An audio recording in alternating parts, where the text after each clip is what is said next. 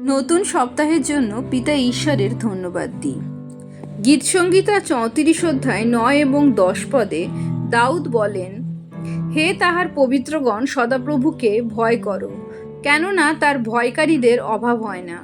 যুবসিংহের অনটন ও ক্ষুধায় ক্লেশ হয়, কিন্তু যারা সদাপ্রভুর অন্বেষণ করে তাহাদের কোনো মঙ্গলের অভাব হয় না। পবিত্র আত্মার সহভাগিতা প্রার্থনা করি বিষয়টি বোঝার জন্য। আমরা জানি পিতা ঈশ্বর আমাদের ভালোবাসেন, এতটাই ভালোবাসেন, এতটাই প্রেম করলেন জগৎকে যে তার একমাত্র পুত্রকে তিনি দান করলেন, যেন যে কেউ প্রভু যিশুতে বিশ্বাস করে সে বিনষ্ট না হয় কিন্তু অনন্ত জীবন পায়।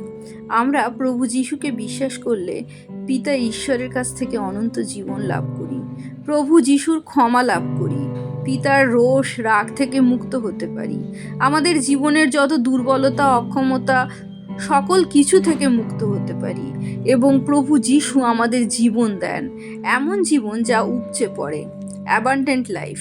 পিতা ঈশ্বরের যে ফিলিংস বা যে অনুভূতি আমাদের জন্য, তা হলো তিনি আমাদের ভালোবাসেন।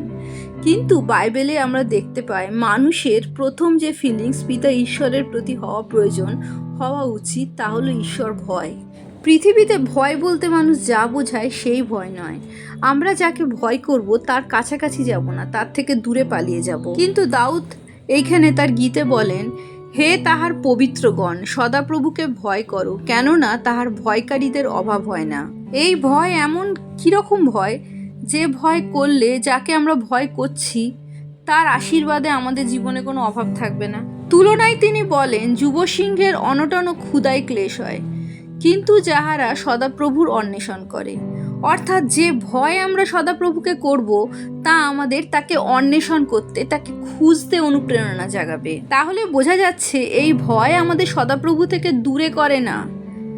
ভয় হলো তাই যা আমরা অনুভব করি এই ভেবে যে হয়তো আমরা সদাপ্রভুর কাছ থেকে হারিয়ে যেতে পারি, সদাপ্রভুকে আমাদের কাছে না পেতে পারি, তার থেকে দূরে চলে যাওয়ার ভয়। পিতা ঈশ্বর আমাদের কখনো ছাড়েন না, কখনো ত্যাগ করেন না।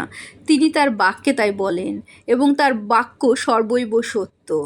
তাই আমাদের ছেড়ে তিনি কখনো এক মুহূর্তের জন্য যায় না। তাহলে আমরা কেন সদাপ্রভুর বা পিতা ঈশ্বরের অন্বেষণ করব? পিতা ঈশ্বরের অন্বেষণ করার অর্থ আমাদের সাথে পিতা ঈশ্বরের যে উপস্থিতি তা উপলব্ধি করার জন্য পিতা ঈশ্বরের দিকে আমাদের মনোনিয়োগ করব, তার দিকে কনসেন্ট্রেশন আমাদের বাড়াবো। ঈশ্বরকে কোথাও খুঁজতে হবে না, তিনি আমাদের সাথে আছেন।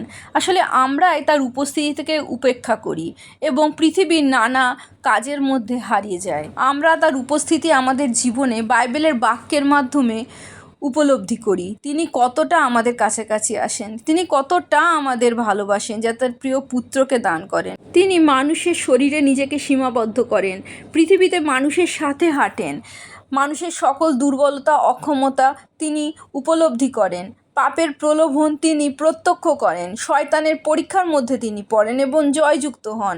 কোনো পাপ তাকে স্পর্শ করতে পারেনি। প্রভু যিশু সেই নিষ্কলঙ্ক মেষশাবক, যিনি তার জীবন দিয়ে আমাদের ধার্মিকতা দান করেন। তার নামে আমরা পিতা ঈশ্বরের কাছে ধার্মিক হয়ে উঠতে পারি। প্রভু যিশু তার পবিত্র আত্মা তিনি আমাদের দান করেছেন। পিতা ঈশ্বর আমাদের মধ্যে এসে বাস করছেন।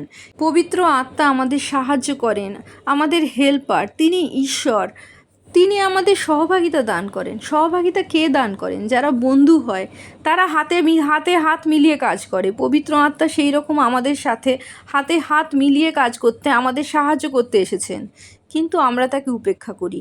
পুরাতন নিয়মে পবিত্র আত্মা কারোর অন্তরে এসে বসবাস করেনি।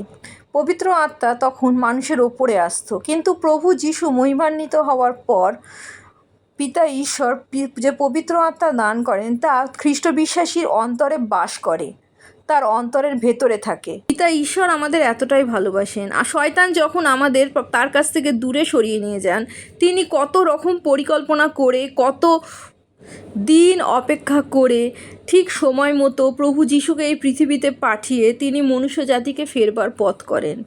সম্পূর্ণ রাস্তা তিনি তৈরি করে রাখেন। ভাববাদী দিয়ে তিনি মানুষের মন পরিবর্তন করার চেষ্টা করেন। বর্তমানেও যারা প্রভু যিশুর কথা বলছে, যারা ভাববাদী, যারা প্রচারক, যারা পাদ্রী, যারা প্রভু যিশুর কাছে ফেরার কথা বলছে, যারা প্রভু যিশুকে মানুষের কাছে নিয়ে যাচ্ছে, তাদের মাধ্যমে মানুষের কাছে সেই প্রভু যিশুর নাম পিতা ঈশ্বর পৌঁছে দিচ্ছেন। কিন্তু একবারের জন্যও তিনি একজনকেও এই পৃথিবীর জোর করে প্রভু যিশুকে গ্রহণ করতে বাধ্য করেন না। তাই তো আমরা মাঝে মাঝেই পিতা ঈশ্বরের উপস্থিতি আমাদের জীবনে, পবিত্র আত্মার উপস্থিতি আমাদের জীবনে ভুলে যাই। মনুষ্য জাতির চরিত্রই লতানো গাছের মতো, কোনো না কোনো কিছু সে আঁকড়ে ধরে বড় হতে চায়, উঠতে চায়। যদি আমরা ঈশ্বরের নিকটবর্তী না হই, ঈশ্বরকে আঁকড়ে ধরে না উঠি, তাহলে পৃথিবীর সকল রীতি, শয়তানের সকল পরিকল্পনাকে আঁকড়ে ধরব এবং আমাদের জীবন তারা যে বিনষ্টর পথে নিয়ে যাবে। পিতা ঈশ্বর জানেন যে আমাদের সাপোর্টের প্রয়োজন, তিনি জানেন যে আমাদের ত্রাণকর্তার প্রয়োজন। আমাদের ত্রাণকর্তা না থাকলে আমরা কোনোদিনও উদ্ধার পেতে পারবো না। তাই তিনি প্রভু যিশুকে দান করেন, পবিত্র আত্মা দান করেছেন, যে সব সময় হাত বাড়িয়ে রেখেছে আমাদের সাহায্য করার জন্য। বাইবেলের বাক্য দান করেছেন, যে বাক্য আমাদের সাহায্য করে প্রভু যিশুকে জানবার জন্য, পিতার প্রেম বোঝার জন্য। কিন্তু তিনি কোনো কিছু জোর করে আমাদের চাপিয়ে দেন। তাই তো যাকব বলে, ঈশ্বরের নিকটবর্তী হও, তাহাতে তিনিও তোমাদের নিকটবর্তী হবেন। তিনি প্রথমে আমাদের কাছাকাছি আসবেন না, তার বাক্য দ্বারা, পবিত্র আত্মা দ্বারা তিনি তার উপস্থিতি জানাবেন। কিন্তু আমরা যদি তাকে আপন করে না নিই, তার কাছে নিজেকে সমর্পণ না করি এবং আমরা যদি অনুভব না করি তার কতটা প্রয়োজন, তাকে ছাড়া যে আমাদের জীবন বিপন্ন, সেই ভয় যদি আমাদের অন্তরে কাজ না করে, তবে বাইবেল অনুযায়ী আমরা মূর্খ, পাপী নই, জীবনের সবথেকে মূল্যবান সম্পদ হারিয়ে ফেলছি। তাই ঈশ্বরের ভয় ঈশ্বরকে ভয় নয়, ঈশ্বরকে জীবনে হারিয়ে ফেলার ভয়, তার উপস্থিতি থেকে নিজেকে বঞ্চিত করার ভয়। এবং তা শুধু ঈশ্বরের থেকে দূরে করে না, আমাদের জ্ঞান, আমাদের জীবনের সকল মঙ্গল থেকে দূরে করে। আমরা মূর্খে পরিণত হই, কারণ ঈশ্বরের ভয় হলো জ্ঞানের আরম্ভ। প্রভু যিশুর জয় হোক।